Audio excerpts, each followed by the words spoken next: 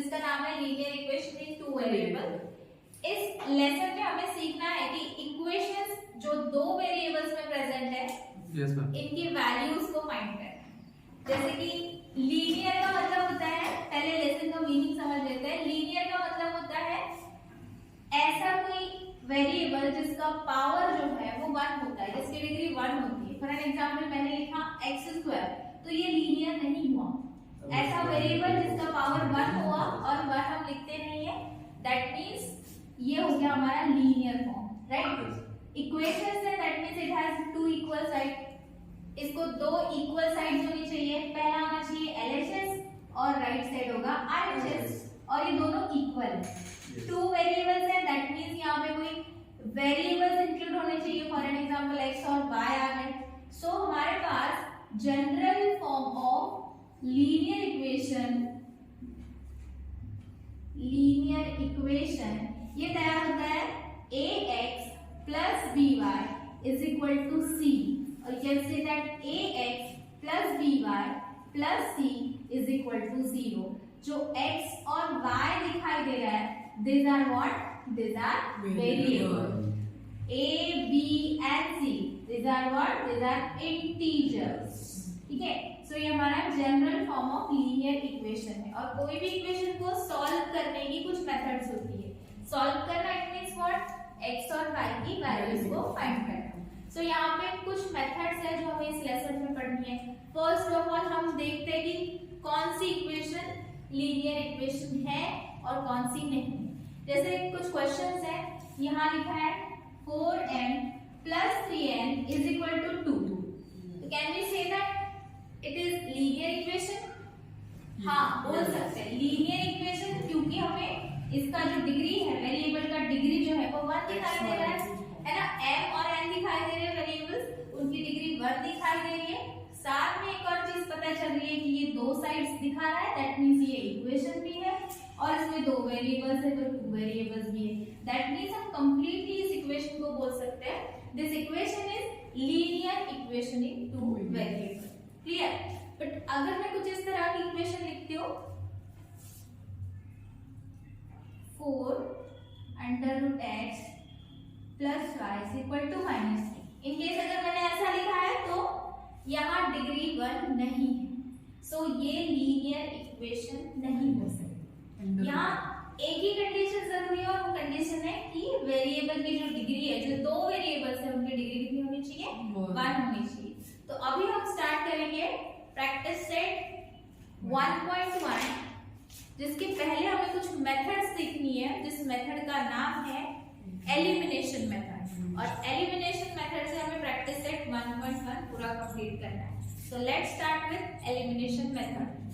इस मेथड को एक और नाम दे सकते हैं, इसको कहा जा सकता है इक्वेटिंग कोएफिशिएंट। इक्वेटिंग कोएफिशिएंट, जहां पे नाम से ही पता चल रहा है कि हमें कोएफिशिएंट्स को इक्वल करना है ना। जो इंटीजर्स हमने देखे थे वेरिएबल्स के साथ जो लग कर आते हैं उन्हें कहा जाता है कोएफिशिएंट। ओके, सो यहाँ पे एक क्वेश्चन ले लेते हैं। इस क्वेश्चन में दिया है 2x minus 3y is equals to 12 and second equation is 5x plus 3y 5x plus 3y is equals to 9 is equal to 9। Okay, elimination method में हमें सॉल्व करना है लीनियर इक्वेशन को। कभी भी ये दो इक्वेशन का होना जरूरी है। दो इक्वेशन साइमल्टेनियस इक्वेशन को ही हम सॉल्व कर सकते हैं, वेरिएबल की वैल्यू को फाइंड कर सकते हैं। मेथड का नाम है एलिमिनेशन मेथड। यानी किसी एक को इक्वल करके, इक्वेटिंग कोएफिशिएंट दैट मींस किसी एक को इक्वेट करके we have to cut that one variable first and then solve it. कैसे करेंगे? देखो, यहाँ मैं स्टडी करती हूँ x का कोएफिशिएंट है 2, यहाँ सेकंड इक्वेशन है, इसमें x का कोएफिशिएंट है 5, राइट। दोनों डिफरेंट लग रहे हैं। y की कोएफिशिएंट को थोड़ा स्टडी करते हैं तो y का कोएफिशिएंट बनता है यहाँ -3 है और यहाँ +3 है ना। मतलब इंटीजर्स है ना, सेम है विथ डिफरेंट साइन। तो हम बोल सकते हैं यहाँ एक चीज याद रखनी है, अगर सेम इंटीजर्स है, सेम क्या कहेंगे? यस, सेम कोएफिशिएंट है अगर सेम कोएफिशिएंट है तो तुम्हें करना है एडिशन। ये चीज याद रखनी है, सेम कोएफिशिएंट के वक्त क्या करना है, एडिशन करना है। So we have equation number 1 and equation number 2। यहां लिखते हैं on adding equation 1 and equation 2। Okay, जब इसको ऐड करोगे ये मिलेगा 2x 3y is equal to 12, that is your equation number 1, and 5x plus 3y is equal to 9, this is your equation number 2। और यहाँ से पता चल रहा है कि सेम कोएफिशिएंट हो तो क्या करना पड़ेगा, एडिशन। तो हम इनका एडिशन करने जा रहे हैं। एडिशन करने जब जा रहे हैं तो हमें क्या दिखाई दे रहा है कि -3y plus 3y get cancel. यहाँ बचेगा 2x plus 5x that is equal to 7x is equal to 12 plus 9 हो जाएगा 21। क्लियर? देन आएगा x is equal to 21/7, that means x की वैल्यू आ जाती है 3। एक वेरिएबल का सॉल्यूशन निकल चुका है। अभी बारी है x तो ढूंढ लिया हमने, अभी y को ढूंढने की बारी है। तो that x is equal to 3 हमें क्या करना है, कोई भी इक्वेशन में जो हमें लगता है कि इजी हो जाएगी सॉल्व करते वक्त, ऐसी इक्वेशन में रखना है। Put x is equal to 3 in equation, जहां प्लस दिख रहा है आई थिंक वो बहुत ज्यादा इजी रहेगा तुम्हारे लिए, तो मैं इक्वेशन नंबर 2 में रखना चाहती हूँ। ओके, जैसे मैंने इक्वेशन नंबर 2 में रखने की कोशिश करी तो मुझे क्या समझ में आया, इक्वेशन नंबर 2 क्या है, पहले इसे लिख लेते हैं। ये तुम्हारा इक्वेशन नंबर 2 राइट। इसमें क्या करोगे, x की जगह 3 पुट करेंगे, तो y into 3 plus 3y is equal to 9, ये बनेगा 5 3 जा 15 plus 3y is equal to 9, 3y is equal to 9 minus 15, that is 3y is equal to कितना हुआ ये 6 minus 6, y is equal to -6/3, that means y is equal to -2। So which are the solutions of equation? x की value पहले लिखते हैं और y की value बाद में, तो हमें सॉल्यूशन मिलता है 3 and -2। 3 किसकी वैल्यू है, x की वैल्यू है, -2 किसकी वैल्यू है, y की वैल्यू। तो इस तरह से हम एलिमिनेशन मेथड से, फिलहाल तो सिर्फ एडिशन कवर हुआ है, इसके बाद एक एग्जांपल लेंगे जहां सब्ट्रैक्शन कैसे करते हैं वो भी हम सीखेंगे। ओके, है ना? वही मेथड है, इक्वेट करने कोएफिशिएंट, बट इस बार कुछ नया होगा, देखेंगे। एक क्वेश्चन हमारे पास है प्रैक्टिस सेट 1.1 का सेकंड क्वेश्चन का सब क्वेश्चन नंबर 4 क्या है, 5m minus 3n is equals to 19. 19। Okay, first equation it is and then m second equation, हाँ m minus 6n हाँ is equals to -7. -7। Okay, this is your equation number second. Okay, तो दिखाई दे रहे हैं अपने पास दो इक्वेशंस है ना, बट दिखाई देने के बाद पता है हम क्या करेंगे, हमारा टारगेट है एलिमिनेट करने का, निकाल के फेंकना है किसी एक को। तो क्या करोगे, इनको इक्वेट करोगे। इक्वेट करने के लिए हम सबके कोएफिशिएंट को स्टडी करते हैं। देखो m का कोएफिशिएंट 5 है यहाँ फर्स्ट इक्वेशन में, यहाँ n का कोएफिशिएंट 1 है, राइट? Yes.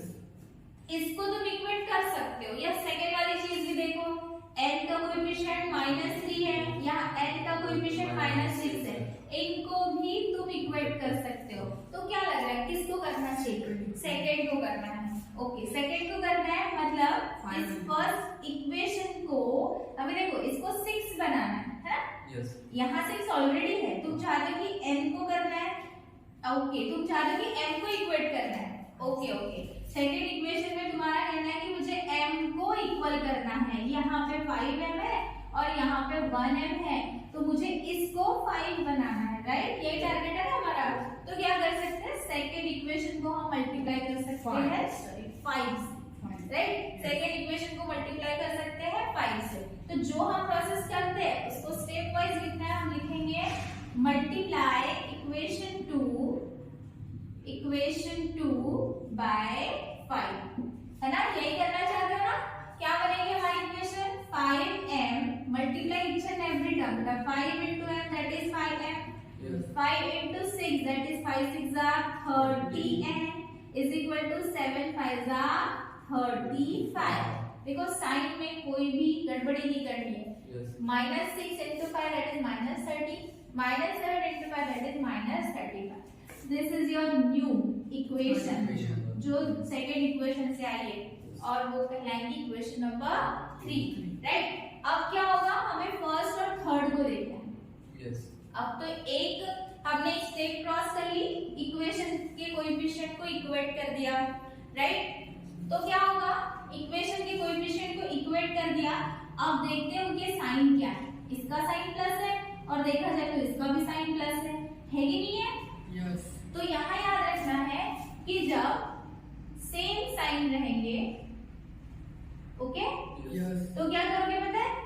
सब्ट्रैक्शन करोगे। क्या करोगे? सब्ट्रैक्शन करोगे। जब सब्ट्रैक्शन करोगे तो क्या हो जाएगा, यहाँ लिख लेते है ना, सब्ट्रैक्ट इक्वेशन 2 from 1, ओके। पहली से हम क्या करेंगे, सेकेंड को माइनस करेंगे, सॉरी थर्ड फ्रॉम 1, क्योंकि हमारे पास क्या है, थर्ड इक्वेशन कहाँ से आई है, सेकेंड इक्वेशन से आई है। तो चलो लिखते हैं। सबसे पहली इक्वेशन है 5m minus 3n is equal to 19। अभी थर्ड लिखेंगे ना बेटा, अभी थर्ड लिखेंगे अभी, राइट। क्या आएगा, 5m minus 30n is equal to minus 35। क्या करने जा रहे हो, सब्ट्रैक्शन।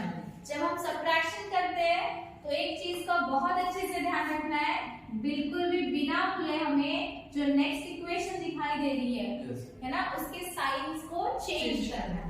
तो यहाँ ऑलरेडी प्लस दिखाई दे रहा है, जो है ही नहीं वो प्लस है, यहाँ पे करेंगे अपन माइनस, यहाँ आ जाएगा प्लस, यहाँ भी आ जाएगा plus. 5m minus 5m get cancel. अब पुराने साइन को बिल्कुल ध्यान नहीं देना है। माइनस 3n प्लस 30n कितना बना, 27n, okay, plus 27n, okay. इधर and is equal to 19 plus 35, ये बनेगा 54, राइट। अब देखते हैं n is equal to 54 upon 27, that means 27 2s are 54, n की वैल्यू निकल गई है। सेम स्टेप्स है, बस हमने इस बार क्या करें, सब्ट्रैक्शन करें। और एक ही चीज का ध्यान रखें कि सब्ट्रैक्शन करते वक्त साइन चेंज होते हैं। अब इस बार हमें that n is equal to 2 किसी इक्वेशन में पुट करना है। आप देखो तुम्हारे पास चॉइसेस बढ़ चुकी है, तुम्हारे पास इक्वेशन नंबर 1 है, इक्वेशन नंबर 2 है और इक्वेशन नंबर 3 भी है। जो भी इजी लगती है उस पे रखो। सेकंड पे रखना चाहते हो सेकंड पे रखो। Put n is equal to 2 in equation 2, second पे रख दिया। ये तुम्हारी चॉइस है, किसी पे भी रखो वैल्यू सेम आएगी। क्या है equation number 2, m minus 6n is equal to minus. First of all equation को लिख लो बेटा, ठीक है, डाउट एकदम से क्लियर हो जाता है। m निकालना है 6 और n की जगह हमें रखना है 2 is equal to minus 7। m minus 12 is equal to minus 7, 6 2s are 12, m is equal to minus 7 plus 12 कितना आएगा, 5 आएगा, राइट। दैट मीन्स हमारे पास सोल्यूशन क्या निकला, m की वैल्यू निकल गई 5 और n की वैल्यू निकल गई 2। Is that clear? सब्ट्रैक्शन के वक्त एक ही चीज हमें फोकस करनी है कि साइन चेंज करने, और लेकिन प्रोसेस वही रहेगी जैसे हमने एडिशन के वक्त किया था, ओके। इसके पहले जो हमने 2 क्वेश्चंस पढ़े उसमें हमने एक थिंग को क्लियर किया है कि whenever there is a signs which are different signs अगर है इक्वल कोएफिशिएंट्स के तो हमें करना है एडिशन, एंड इन केस अगर साइन सेम है तो हमें करना है सब्ट्रैक्शन। क्लियर? और इस बेसिस पे तुम्हें प्रैक्टिस सेट 1.1 का क्वेश्चन नंबर 2 जो है वो 5th क्वेश्चन तक इजीली आ जाएगा। नाउ क्वेश्चन नंबर 6 थोड़ा टफ लग रहा है तो हम उसको क्लियर करते हैं। क्वेश्चन नंबर 6 है 1/3x plus y is equal to 10/3. This is your first equation. Second equation is 2x plus 1/4y is equal to 11/4. ठीक है? तो बिल्कुल भी डरना नहीं है, हम हमें क्योंकि डिनोमिनेटर में कोई नंबर दिखाई दे रहा है, कोई इंटीजर दिखाई दे रहा है, कोई प्रॉब्लम नहीं है, हम इसको एलिमिनेट करेंगे, निकाल के फेंकेंगे। निकाल के फेंकने के कई तरीके हैं, उसमें से एक इजीएस्ट तरीका है कि ईच एंड एवरी टर्म को उसी डिनोमिनेटर से मल्टीप्लाई कर दो।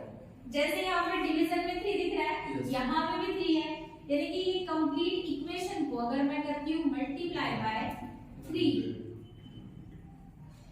मल्टीप्लाई इक्वेशन 1 बाय 3, ओके, तो मुझे देखो क्या मिलेगा। मैं तुम्हें एक स्टेप करके बताती हूँ। This one each and every term should be multiply, ये बनेगा 3 into y और ये 10/3 into 3, राइट। दैट मीन्स 3 जो है वो कैंसिल हो जाएगा, है ना। क्या बचा यहाँ पे, सिर्फ x बचा, यहाँ पे बचा 3y is equal to 10। I think ये इक्वेशन अभी तुम्हारे लिए इजी बन चुकी है ना। अभी ये लीनियर फॉर्म में आ चुकी है, यानी कि हम फिर से इसको सॉल्व कर सकते हैं अपनी मेथड से। नेक्स्ट क्या है, दिस इक्वेशन। इस इक्वेशन के साथ क्या कर सकते हो, हमें क्या हटाना चाहिए, 4। दैट मींस दिस टाइम हमें मल्टीप्लाई करना पड़ेगा 4 से। यहाँ लिखेंगे मल्टीप्लाई इक्वेशन 2 किससे, बाय 4। क्या है इक्वेशन 2, 2x प्लस, इसको मैं 2 से मल्टीप्लाई करना चाहती हूँ बेटा। Again I want to multiply by 4, that means each and every term should be multiply.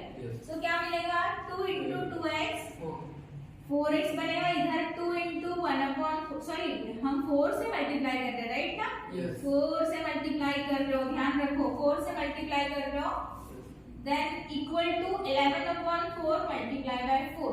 Again this 4 cancel, ये वाले भी 4 cancel हो जाएंगे। 4 2 8x plus y is equal to 11. That is your equation number 4. अभी हमें जो फर्स्ट एंड सेकंड इक्वेशन थी उनके बारे में बिल्कुल नहीं सोचना है। सोचना किसके बारे में, equation number 3 and 4, right. Third और फोर्थ के बारे में। तो ये तो बहुत इजी हो गया हमारे लिए। इक्वेट करने हैं कोएफिशिएंट्स, एलिमिनेशन करने के लिए पहला टारगेट है कोएफिशिएंट को इक्वल करो। कौन से कोएफिशिएंट को इक्वल करना चाहते हो, थर्ड वाली इक्वेशन के किस वेरिएबल के कोएफिशिएंट को इक्वल करना है तुम्हें, x को करना है, x को करना चाहते हो, यानी तुम बोल सकते हो मल्टीप्लाई, कैसा करने से वो इक्वल हो जाएंगे बेटा, यहाँ 8 लाना है, multiply equation third by 8, right. यहाँ आ जाएगा, कितना आ जाएगा, 8x plus 8 3 24 is equal to 8 10 80। That is your equation number 5। चाहे जितनी इक्वेशंस बनाते जाओ, स्टेप वाइज आगे जाना है। And equation 4 is this. Now this is your equation and this is your equation. जो दो इक्वेशन को कुछ करके हमें आंसर निकालना है। क्या भी कर सकते हैं बताओ, ये 8x है और ये भी 8x, दोनों के कोएफिशिएंट इक्वल हो गए, हमारा पहला टारगेट कंप्लीट हो गया। दूसरा टारगेट है साइंस देखना। साइन देखोगे जब तुम्हें पता चलेगा कि इन दोनों के साइन भी सेम है कि नहीं है। साइन सेम है तो हम क्या करते हैं, सबट्रैक्शन करते हैं। चलो यहाँ लिखते हैं सबट्रैक्ट इक्वेशन फ्रॉम 4, राइट। इस इक्वेशन को इस इक्वेशन से सबट्रैक्ट कर रहे हो, तो ये हमें पहले फोर्थ इक्वेशन लिखनी है और फिर लिखना है हमें fifth equation, 8x plus 24y is equal to 80। क्या होता है जब हम सबट्रैक्शन करते हैं तो क्या हो जाता है, साइन चेंज हो जाते हैं। ये टारगेट हमेशा याद रखना कि साइन कैसे हो जाते हैं, चेंज हो जाते हैं। तो ये इक्वेशन नंबर था 4 और ये इक्वेशन नंबर है 5। साइन कैसे हो गए, चेंज हो गए, मतलब प्लस 8x क्या बना, माइनस 8x, प्लस 24y क्या बना, माइनस 24y, और प्लस 80 क्या बना, माइनस 80। ये एलिमिनेट हो जाएगा, है ना।